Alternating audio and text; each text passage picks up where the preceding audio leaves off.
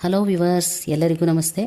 ಕಾಂಚೀಪುರಂನ 3-4 ದಿವಸದಲ್ಲಿ ಖಂಡಿತ ನೋಡೋಕ್ಕೆ ಯಾರಿಗೂ ಸಾಧ್ಯ ಇಲ್ಲ, ಅಷ್ಟು ದೇವಾಲಯಗಳು ಇಲ್ಲಿದೆ.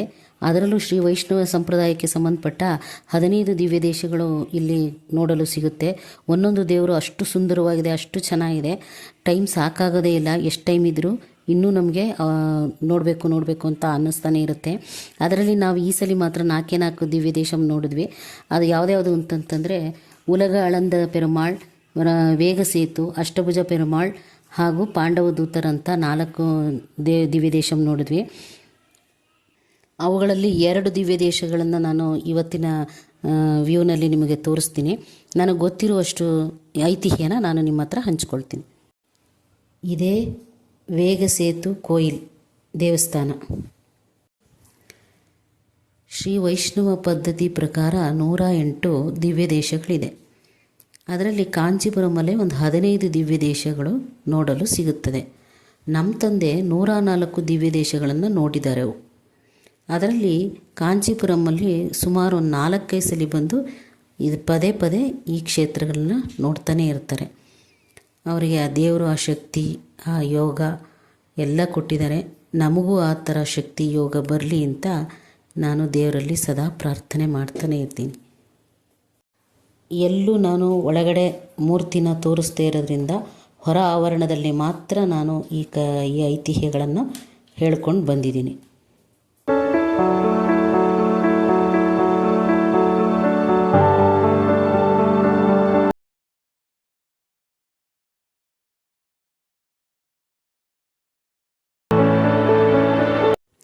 ಒಮ್ಮೆ ಸರಸ್ವತಿ ಮತ್ತು ಬ್ರಹ್ಮದೇವನಿಗೆ ಇಬ್ಬರ ನಡುವೆ ಒಂದು ಸ್ವಲ್ಪ ಮನಸ್ತಾಪ ಉಂಟಾಗುತ್ತಂತೆ.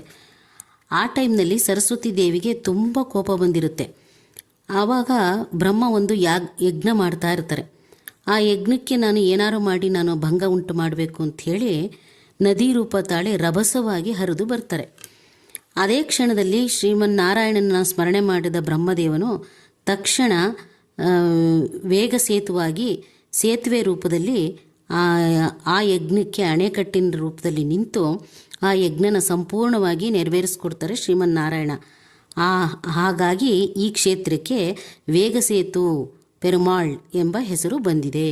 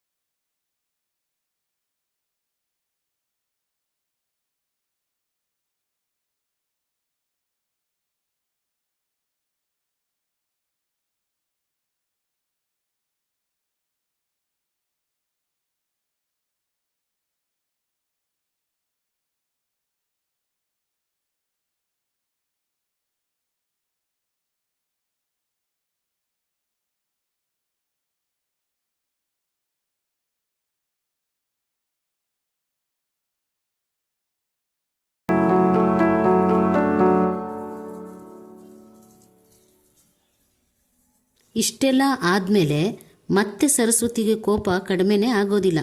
ಆಗ ಮತ್ತೆ ಯಜ್ಞಕ್ಕೆ ಭಂಗ ಉಂಟು ಮಾಡೋಕ್ಕೆ ತನ್ನ ಮಂತ್ರಶಕ್ತಿಯಿಂದ ರಾಕ್ಷಸರನ್ನು ಸೃಷ್ಟಿ ಮಾಡಿ ಆ ಯಾಗಕ್ಕೆ ಭಂಗ ತರೋಕ್ಕೆ ಪ್ರಯತ್ನ ಮಾಡ್ತಾರೆ. ಆಗ ಶ್ರೀಮನ್ನಾರಾಯಣನ ಸ್ಮರಣೆ ಮಾಡಿದ್ದ ಬ್ರಹ್ಮನಿಗೆ ಒಂದೇ ಸ್ವರೂಪ ಅಷ್ಟಭುಜ ಇರ್ತಕ್ಕಂಥ ಒಂದು ರೂಪ ತಾಳ್ಕೊಂಡು ಬಂದ ಶ್ರೀಮನ್ನಾರಾಯಣ ಅಷ್ಟೂ ಜನ ರಾಕ್ಷಸರನ್ನ ಸಂಹಾರ ಮಾಡಿ ಈ ಕ್ಷೇತ್ರದಲ್ಲಿ ಅಷ್ಟಭುಜ ಪೆರುಮಾಳ್ ಆಗಿ ಇಲ್ಲೇ ಐಕ್ಯರಾಗ್ತಾರೆ ಎಂಬ ಐತಿಹ್ಯ ಇಲ್ಲಿದೆ.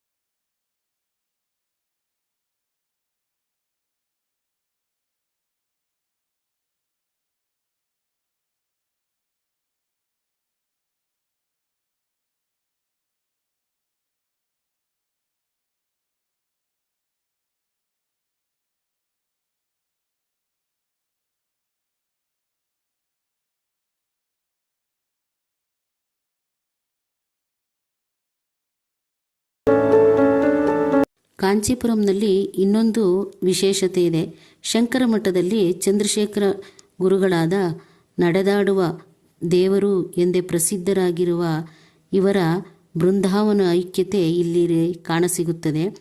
ಇವತ್ತಿಗೆ ಅವರು ಇಲ್ಲದೆ ಹೋದ್ರೂ ಅವರನ್ನು ಪೆರಿಯವರ್ ಎಂದು ಹೆಸರನ್ನು ಸಂಬೋಧಿಸುತ್ತಾ ಬಂದ ಭಕ್ತಾದಿಗಳಿಗೆ ಉತ್ತಮವಾದ ಊಟ ವ್ಯವಸ್ಥೆ ಹಾಗೂ ಆಸಕ್ತಿ ಇರುವ ಮಕ್ಕಳಿಗೆ ವೇದಾಭ್ಯಾಸವನ್ನು ಪ್ರೋತ್ಸಾಹಿಸುತ್ತಾ ಬಂದಿದ್ದಾರೆ. ಇದನ್ನು ಇಲ್ಲಿ ನೀವು ಕಾಣಬಹುದು.